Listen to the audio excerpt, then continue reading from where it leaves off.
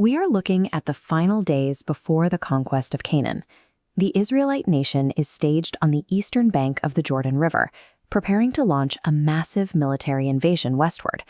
But before they cross, Moses has an immediate logistical problem. He has to allocate massive tracts of already conquered territory, seen here on this map in the color-coded eastern regions, to the tribes of Reuben, Gad, and half of Manasseh. In modern political geography, we usually treat a river as a hard dividing line. One sovereign territory ends at the near bank, and the neighboring territory begins on the opposite shore. Classical Jewish exegesis rejects this assumption. When we examine Rashi's 11th century commentary on the 3rd chapter of Deuteronomy, we find a different model for how riparian borders function. The text defines the boundary lines allocated to Reuben and Gad by tracing a path from Gilead down to the Arnon River and up to the Jabbok River, which borders the Ammonites. The text contains a distinct syntactic redundancy. It states, the middle of the wadi being the boundary. If the river itself is the border, adding the middle of the wadi is structurally unnecessary. Solving this grammatical redundancy reveals the specific legal logic Moses used to define tribal jurisdiction. Rashi attacks this redundancy directly. He asks why the verse specifically uses the phrase, the midst of the brook and the border. To answer, he applies a strict spatial axiom used throughout biblical interpretation, add the ad becholal.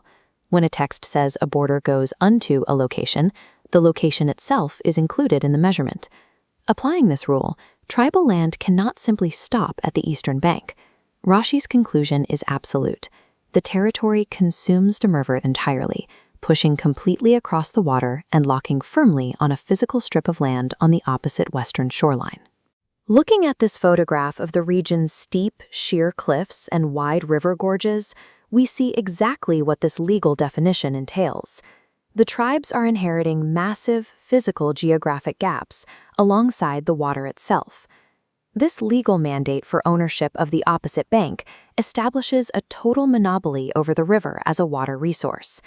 Now, let's track this same logic northward along the western border.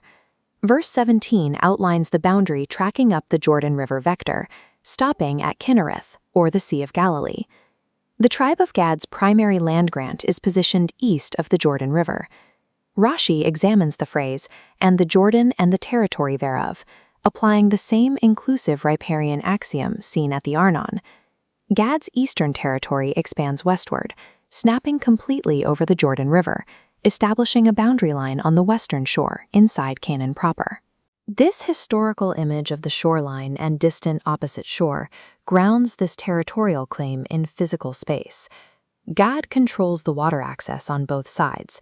Moses dictates total ownership of both banks of all bordering rivers, granting the Transjordanian tribes absolute control over the region's most vital logistical asset, water. Verses 18 through 20 introduce a critical caveat. This cartographic grant is strictly conditional. Moses declares that the men of Reuben and Gad must serve as Chalutsim, shock troops.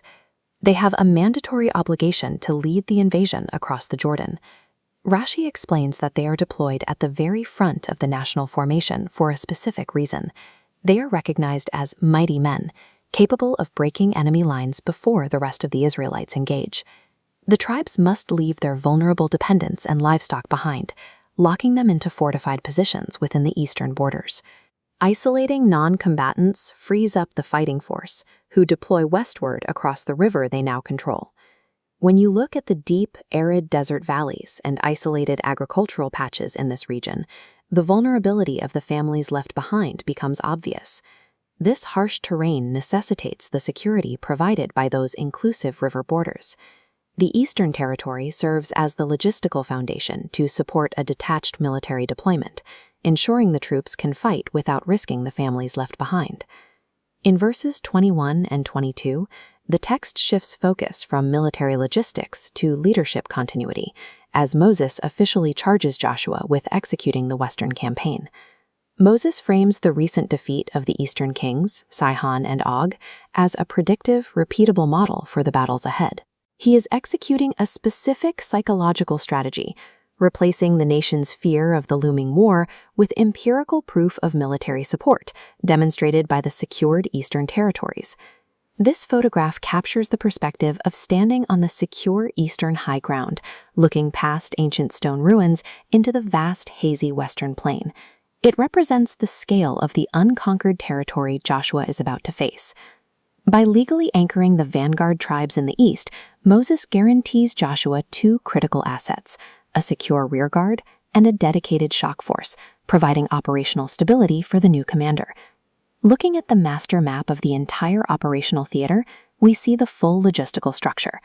The precise, inclusive river boundaries on the east protect the fortified settlements, supporting the invasion arrows pointing west. A single Hebrew preposition, unto, sets the parameters for the entire geopolitical map. Classical biblical borders function as expressions of absolute possession, designed to dictate military realities. The physical scale of the Jordan Rift Valley, sweeping out below us, is governed by precise textual exegesis.